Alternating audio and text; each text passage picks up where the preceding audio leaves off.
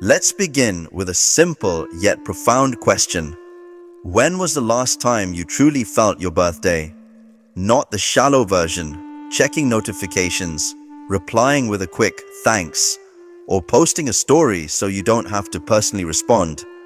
I mean the way you did as a child, when your heart thumped with sacred excitement at the thought of balloons, candles, cake, and the strange electricity of everyone turning toward you, if only for one day.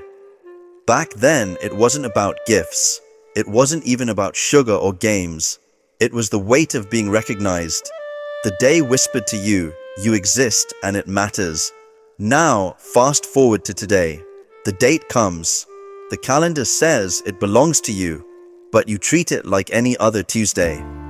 You wake, you scroll, you move.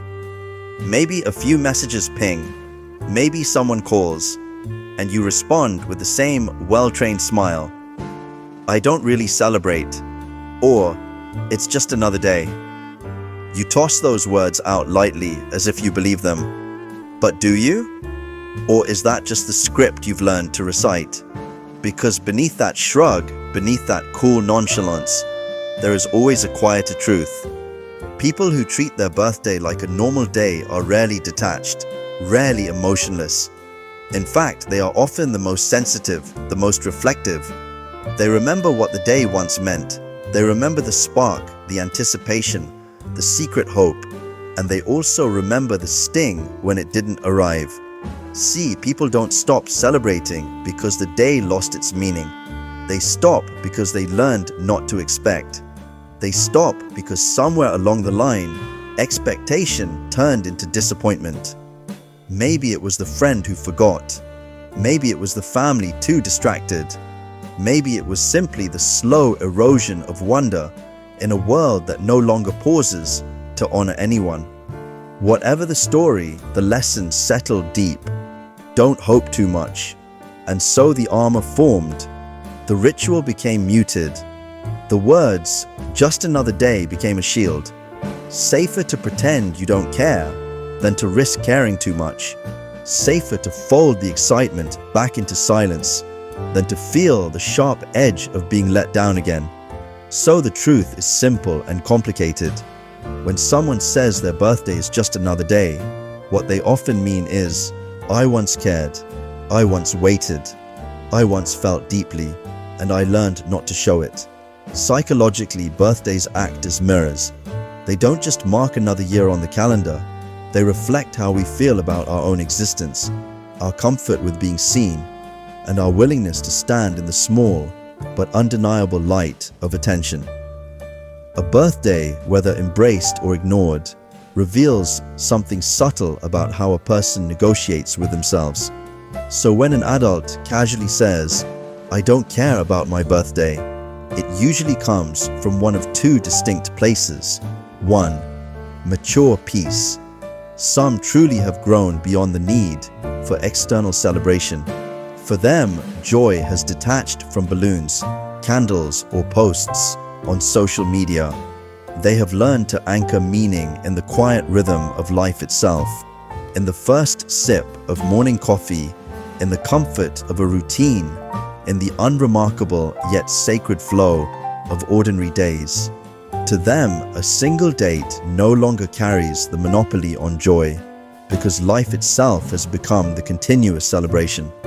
This indifference isn't bitterness, it's calm. It's the soft wisdom of someone who no longer needs others to declare their existence valid. 2.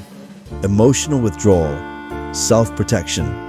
But for many, the indifference hides something else. Defense, a shield against memory. Because birthdays for them are not neutral. They are haunted with small ghosts of unmet expectation. Maybe a year when no one called. Maybe a promise of celebration that never came. Maybe the slow erosion of effort as years passed and attention faded. And so, rather than whispering, I hope someone remembers, they preemptively declare it's just another day. They fold away the longing before it can betray them. This is emotional self-protection in action. Disappointment leaves marks, even if quiet ones. and the mind, ever devoted to balance, learns from them. After enough repetition, the brain adjusts the threshold of hope. It lowers the bar. It trains itself to stop expecting, because expectation invites pain. Hope, once dangerous, is silenced into stillness. On the surface, this strategy works. It maintains control. It prevents the sharp sting of being forgotten. But beneath, there is a hidden cost. Because the same heart that learns to shield itself from hurt also numbs itself to joy. The same walls that keep disappointment out, keep celebration out too. And over time, if left unchecked, the protective layer becomes too thick. The armor becomes heavy. The joy becomes muted. That's the paradox of emotional withdrawal. It saves you from pain, but it risks saving you from life as well. The paradox of being seen. Think about the number of people who smile and say, "Oh, I don't really do birthdays," as if the day means nothing. But then, when the night grows quiet, they find themselves replaying the tape of the day in their mind. They notice who remembered. They notice who didn't. They notice the silence. This is the paradox.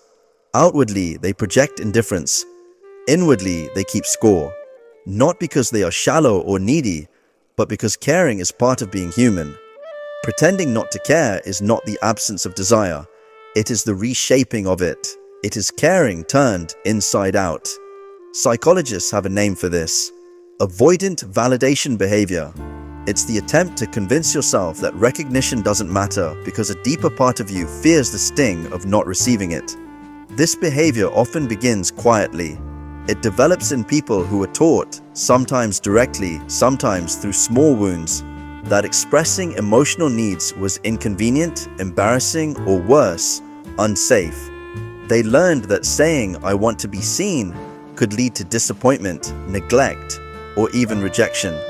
And so they rewrote the script. They decided it was safer to say "I don't need it." They built composure as armor.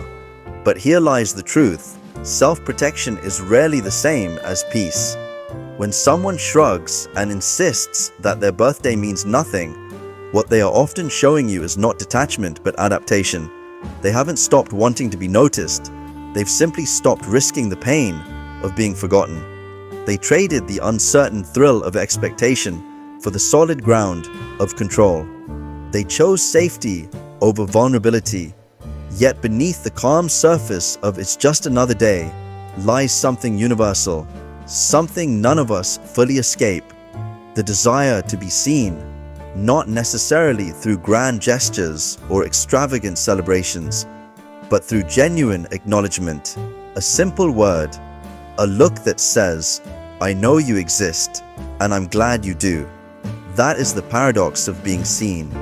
We deny it, we hide it, we minimize it, but the need never disappears.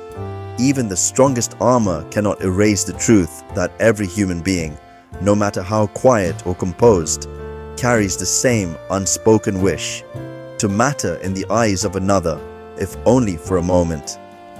Birthdays are not just dates, they are symbolic checkpoints in the story of your life.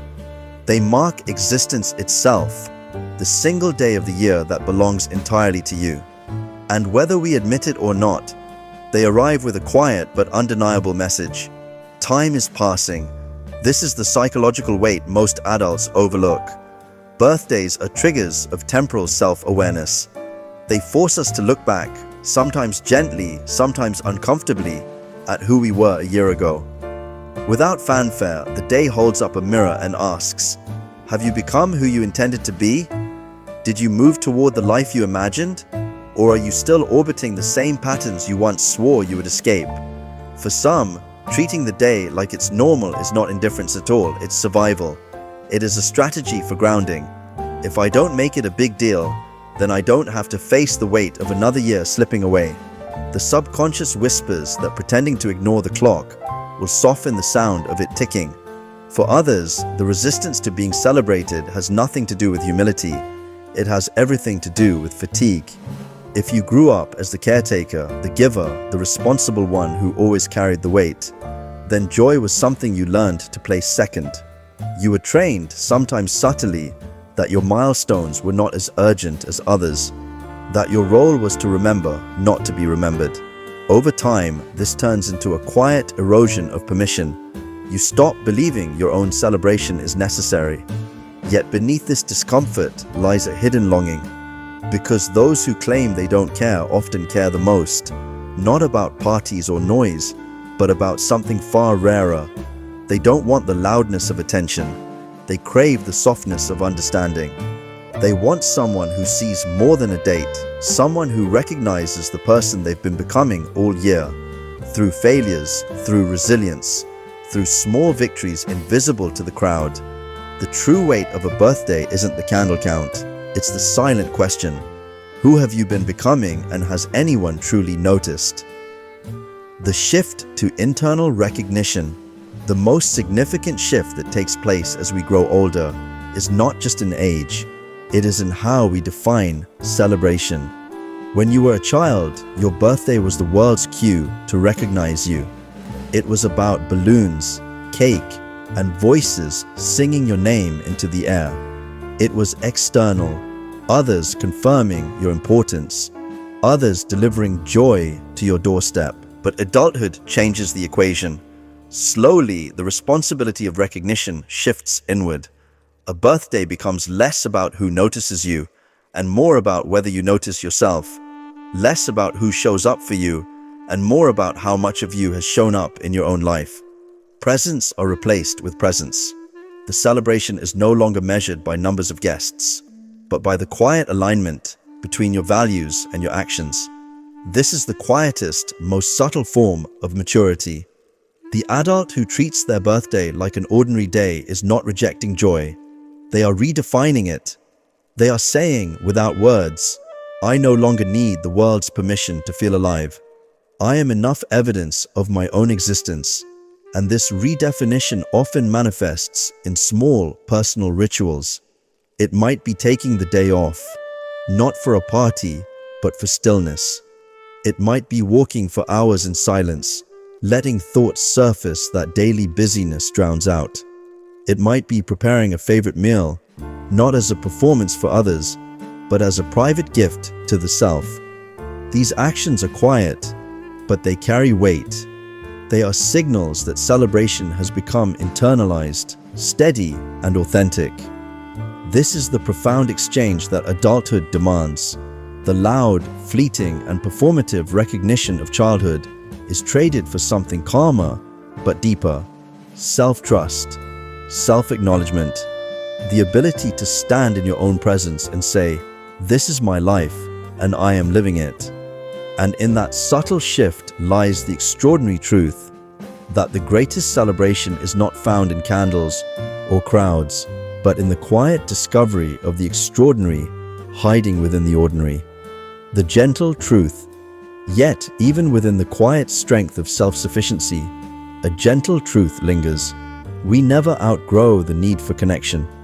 We can train ourselves to detach from expectations, to carry our milestones with stoic independence, to whisper, "I don't need anyone to celebrate me." But beneath even the most self-reliant exterior lives, a very human truth: recognition matters.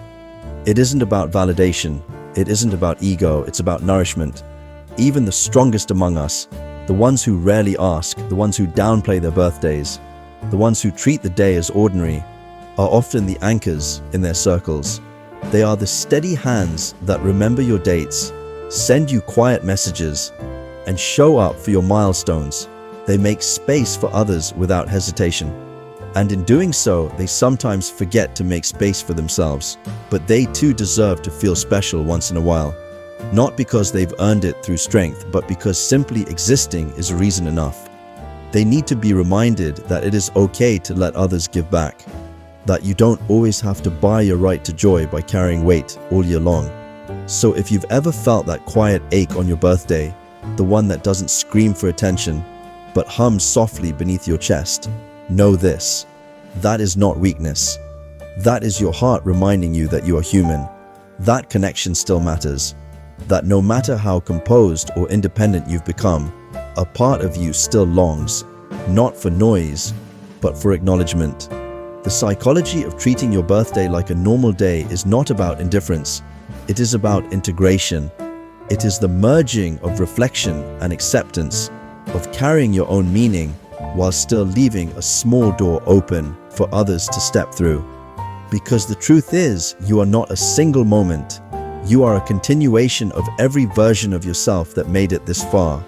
And even if the day feels ordinary, if someone remembers, let them say your name. Let them remind you that you matter, because you do. You don't need to blow out candles to prove it. You don't need to make a wish. The fact that you are here, living, continuing, carrying, is already a wish fulfilled. And perhaps that is the truest celebration of all.